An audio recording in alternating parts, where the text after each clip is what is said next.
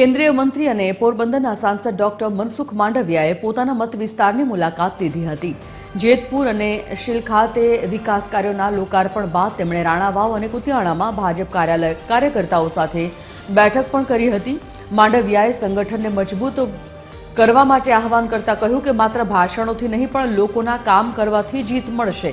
તેમણે ખેડૂતોને મળેલી ટેકાના ભાવની સહાય અને રવિ પાકના સારા ઉત્પાદન અંગે સંતોષ વ્યક્ત કર્યો હતો। આ પ્રવાસમાં કેબિનેટ મંત્રી અર્જુન મોઢવાડિયા સહિતના દિગ્ગજ નેતાઓ પણ હાજર રહ્યા હતા। બધા જ ખેડૂતોની મગફળી ટેકાના ભાવથી સંતોષકારક રીતે ખરીદવામાં આવી।